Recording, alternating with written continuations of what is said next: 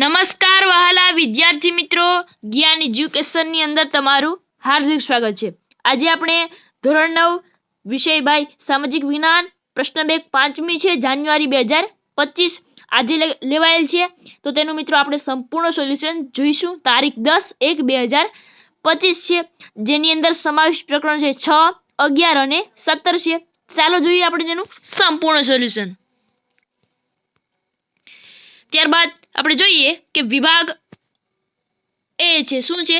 એ જોડકા જોડવાના છે, યોગ્ય જોડકા જોડો, કોઈ પણ બે। ત્યારબાદ પેલું છે બાંગ્લાદેશની સ્વતંત્રતા, તો ક્યારે હતી? ઈસવીસન 1971 માં। ત્યારબાદ જોઈએ કે મ્યાનમારની સ્વતંત્રતા, તો કે ઈસવીસન 1948 માં। ત્યારબાદ ઇન્ડોનેશિયાની સ્વતંત્રતા, તો કે ઈસવીસન 1949 માં। ત્યારબાદ સંયુક્ત રાષ્ટ્રોની સ્થાપના, તો ક્યારે? 24 ઓક્ટોબર 1900। જોઈએ અહીં આપણે અહીં જોઈ શકો 24 ઓક્ટોબર 1945 છે। ત્યારબાદ શું છે કે આપણે જોઈએ કે શું છે પરમાણુ પરીક્ષણ, તો ક્યાં છે? પોખરણ છે। ત્યારબાદ છે જોઈએ આપણે કે ભાઈ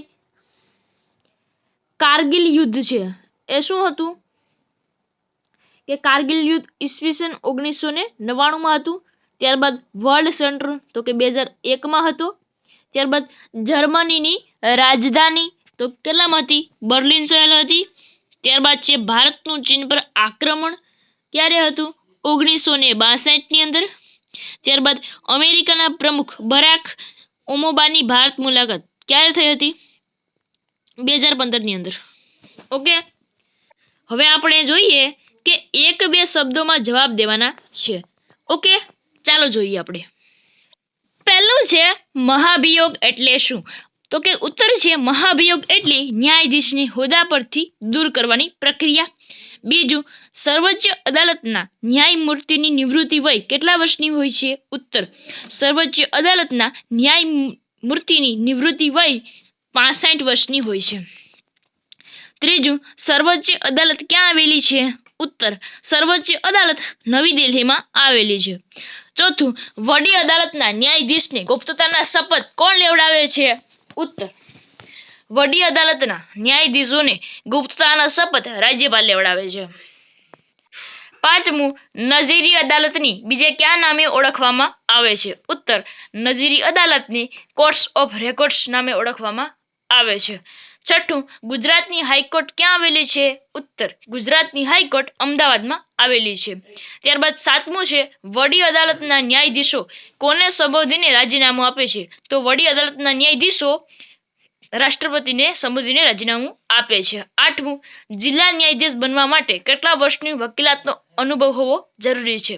ઉત્તર, જિલ્લાની ન્યાયાધીશ બનવા માટે 7 વર્ષનો વકીલાતનો અનુભવ હોવો જરૂરી છે। નવમું, લોકસભાના સૌથી પ્રથમ શરૂઆત કયા રાજ્યમાં થઈ હતી? ઉત્તર, લોક અદાલતની સૌ પ્રથમ શરૂઆત ગુજરાત રાજ્યમાં થઈ હતી। 10મું, જાહેર હિતની અરજી કઈ અદાલતમાં આપી શકાય છે? ઉત્તર, જાહેર હિતની અરજી સર્વોચ્ચ અદાલત અને રાજ્યની વડી અદાલતમાં આપી શકાય છે। ઓકે, ત્યારબાદ છે નીચેના પ્રશ્નોના આપેલ વિકલ્પમાંથી સાચો વિકલ્પ પસંદ કરી જવાબ લખો। કોઈ પણ એક લખવાનો છે, 1 ગુણ છે। ભરતીના જંગલોનું અન્ય નામ, તો કે મેગ્રુ જંગલો। ત્યારબાદ છે નીચેનામાંથી કયા વિસ્તારમાં ઉષ્ણકટિબંધીય કાંટાળા જંગલો જોવા મળતા નથી? આવશે શું આવશે? તો કે પશ્ચિમ ઘાટમાં આવશે। ત્યારબાદ આપણે જોઈએ કે ભાઈ શંકુદ્રુમ જંગલોમાં જોવા મળતા વૃક્ષો શંકુદ્રુમમાં કયા હોય છે? તો કે પાઇન, દેવદાર, સિલ્સ, ફર અને સ્પ્રુસ। નીચેનામાંથી કઈ જોડ સાચી નથી? તો શું આવશે? બિલી, કબજિયાત અને વાળ અંગેના રોગો। ત્યારબાદ છે વનસ્પતિની વિવિધતાની દ્રષ્ટિએ વિશ્વભરમાં કેટલામું સ્થાન છે? તો ભારતનું કેટલામું સ્થાન છે? તો 10મું છે। ઓકે, હવે આપણે ખાલી જગ્યા આપેલી છે તે જોઈ લઈએ કે નીચેની ખાલી જગ્યામાંથી સાચો વિકલ્પ પસંદ કરી જગ્યા પૂરો। પંજાબ અને હરિયાણા વચ્ચે ખાલી જગ્યા એક વડી અદાલત આવી ગયેલ છે, ચંડીગઢ।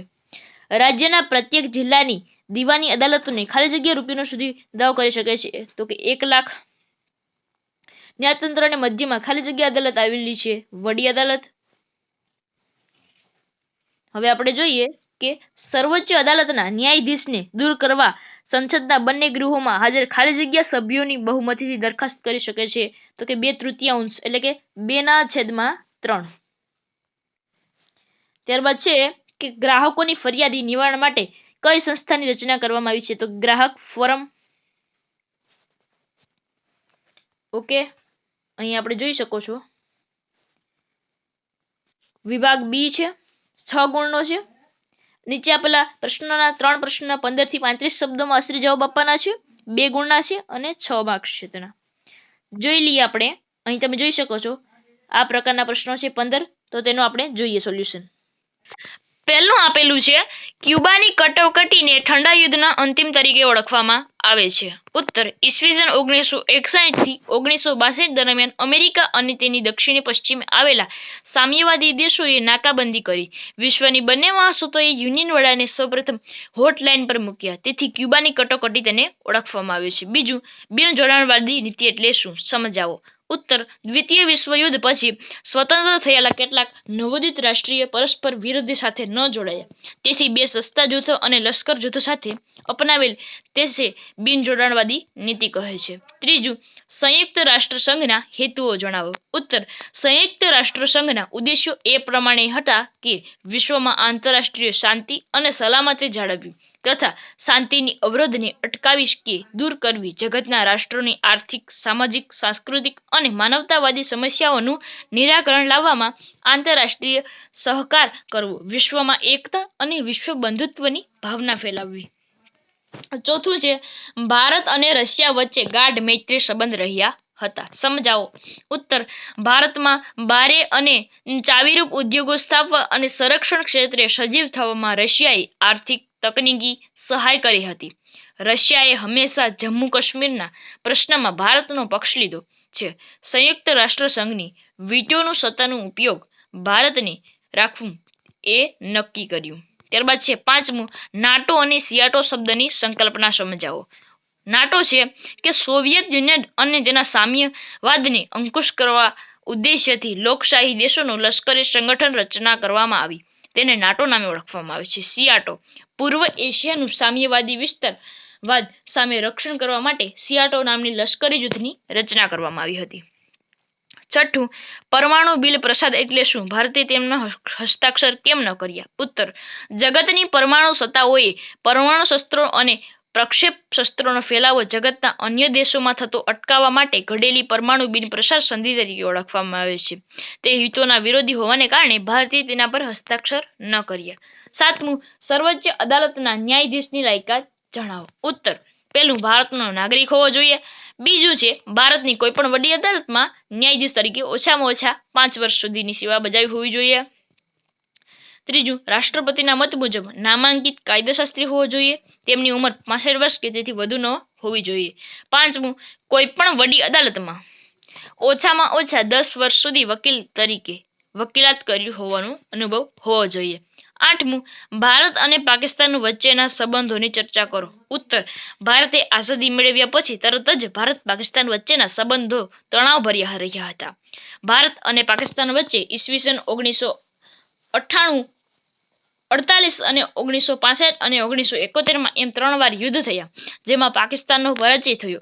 બંને દેશો વચ્ચે આ સંગત કરાર અને સિમલા કરાર થયા હતા, છતાં પાકિસ્તાન એ કરારોની નિષ્ઠાપૂર્વક અનુસરતું નથી. 9મું છે કુદરતી વનસ્પતિ માત્ર પ્રકાર જણાવવાના છે, એટલે કે જેના પ્રકાર છે તે જણાવવાના છે. પહેલું છે ઉષ્ણકટિબંધીય વરસાદી જંગલો. બીજું છે ઉષ્ણકટિબંધીય ખરાબ જંગલો. ત્રીજું ઉષ્ણકટિબંધીય કાંટાળા જંગલો. ચોથું સમશીતોષ્ણ કટિબંધીય જંગલો અને ઘાસના મેદાનો. 5મું છે ભરતીના જંગલો. 10મું, વિશ્વ પર્યાવરણ અને ઓઝોન દિવસ ક્યારે ઉજવવામાં આવે છે? ઉત્તર વિશ્વ પર્યાવરણ દિવસ 5 જૂન અને વિશ્વ ઓઝોન દિવસ 16 સપ્ટેમ્બરે ઉજવવામાં આવે છે. 11મું, દેવદારના વૃક્ષમાંથી શું બનાવવામાં આવે છે? ઉત્તર દેવદારના વૃક્ષમાંથી રમતગમતના સાધનો, ચા અને દવાઓના પેકેટિંગ ખોખા બનાવવામાં આવે છે. 12મું છે સંયુક્ત રાષ્ટ્રોની સ્થાપના કરવામાં આવી વિધાન સમજાવો. ઉત્તર સંયુક્ત રાષ્ટ્રની સ્થાપના વિશ્વમાં શાંતિની સ્થાપના કરવા માટે કરી હતી. 13મું, ઉષ્ણકટિબંધીય વરસાદી જંગલો કયા વૃક્ષોમાં જોવા મળે છે? ઉત્તર, અહીં મેહોગની, અબનુસ, રોઝવુડ, રબર વગેરે જેવા વૃક્ષો જોવા મળે છે. 14મું, ઔષધીય વનસ્પતિના નામ જણાવો. ઉત્તર, સર્પગંધા, લીમડો, તુલસી, અર્જુન સાદડ, બીલી, ગળો, હરડે, આંબળા, કરંજ. ઓકે. ત્યારબાદ આપણે વિભાગ સી જોઈએ. 9 ગુણ છે, એટલે કે દરેક પ્રશ્નના કેટલા છે? 3 ગુણ છે. ઓકે. આ પ્રશ્નો છે જે તમારી દ્વિતીય પરીક્ષામાં પણ પૂછાઈ શકે છે, માટે આ બધા પ્રશ્નો તમારે પાકા કરી લેવાના છે. ઓકે. નીચેના પ્રશ્નોમાંથી કોઈ પણ 3 પ્રશ્નો આશરે 60 થી 80 શબ્દોની અંદર જવાબ આપવાના છે. અહીં જોઈ શકો છો આ બધા છે. ઓકે. અહીંયા આ જોઈ શકો છો તમે. નીચે આની આકૃતિમાં શું છે? યોગ્ય સ્થાનને નામાંકિત કરી માહિતી આપવાની છે. ચાલો જોઈ લઈએ આપણે તે.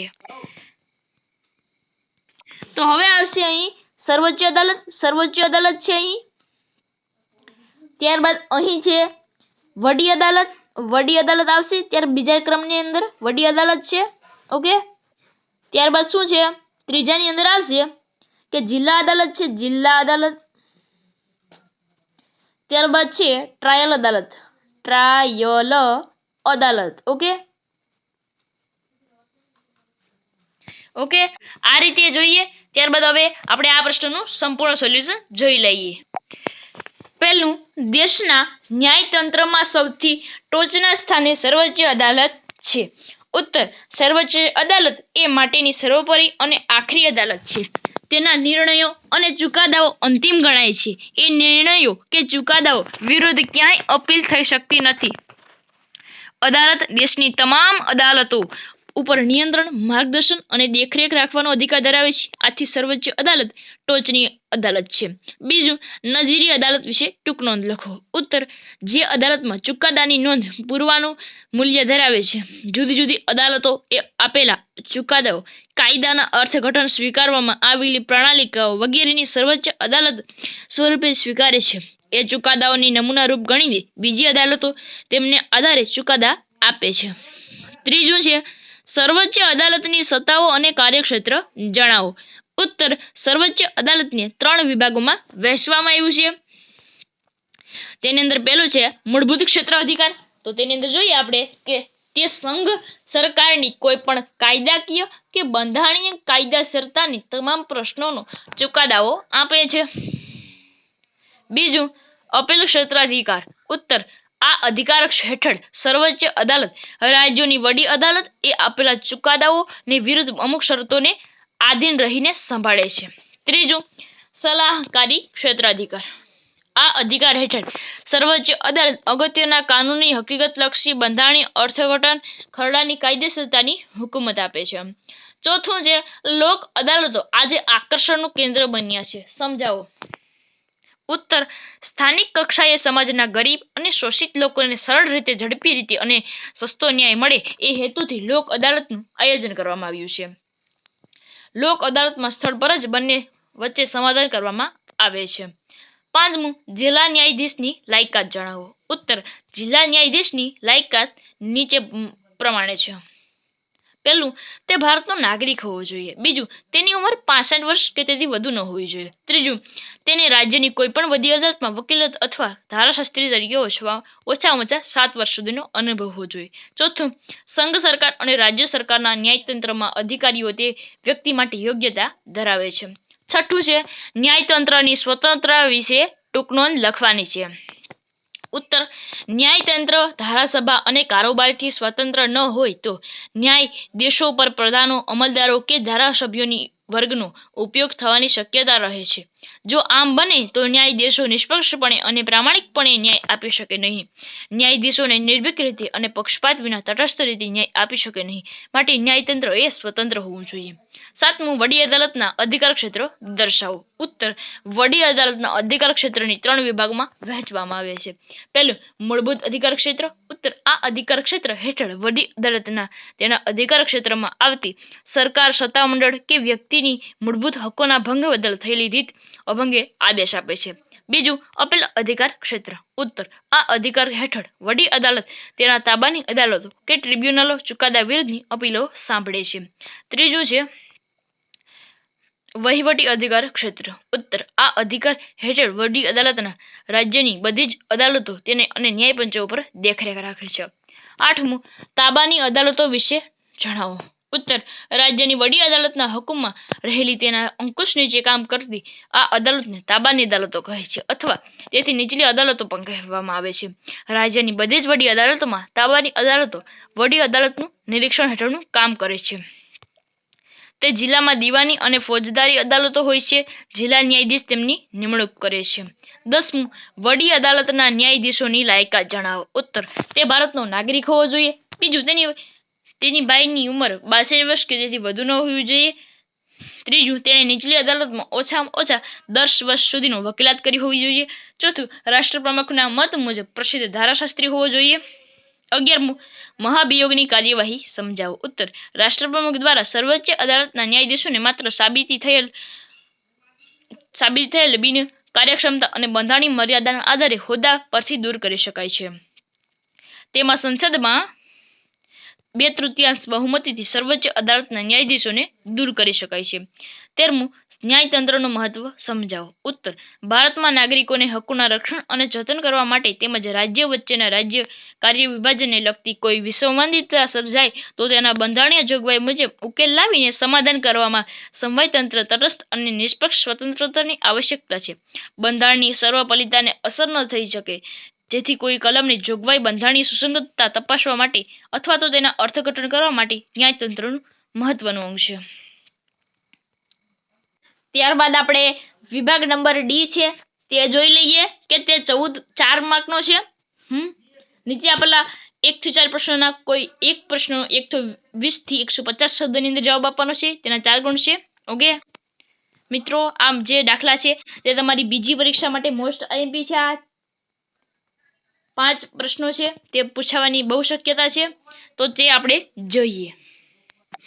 પહેલું છે, ભારતની કુદરતી વનસ્પતિમાં રહેલી વિવિધતા કયા કારણોથી સર્જાય છે. ઉત્તર.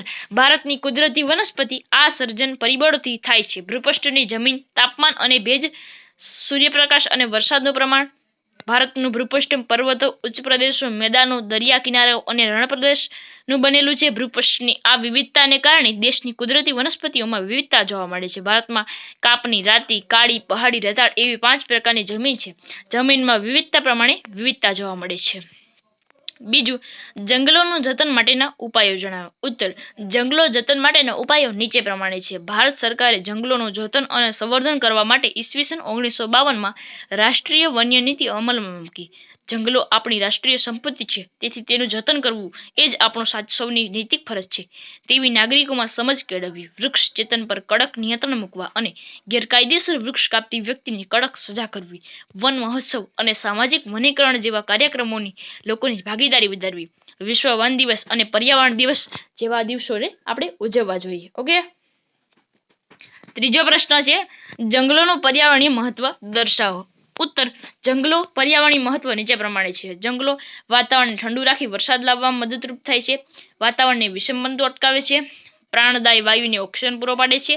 જંગલો પૂર નિયંત્રણ કરે છે.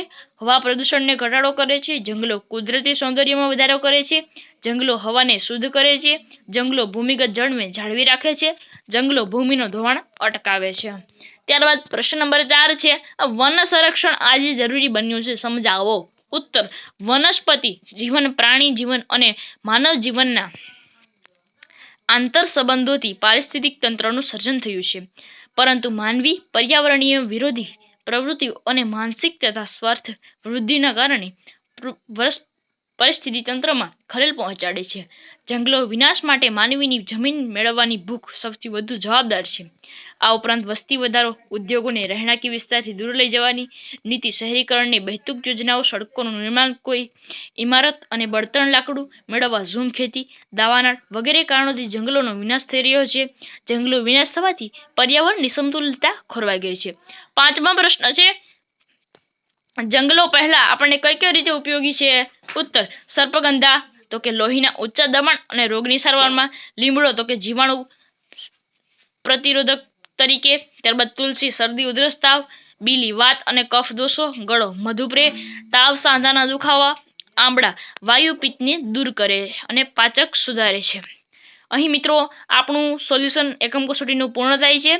જો મિત્રો આપનો વિડીયો સારો લાગ્યો હોય તો આપણી ચેનલને લાઇક, શેર અને સબસ્ક્રાઇબ કરી દો. ફરી મળીશું એક અવનવા વિડીયો સાથે. ત્યાં સુધી બાય.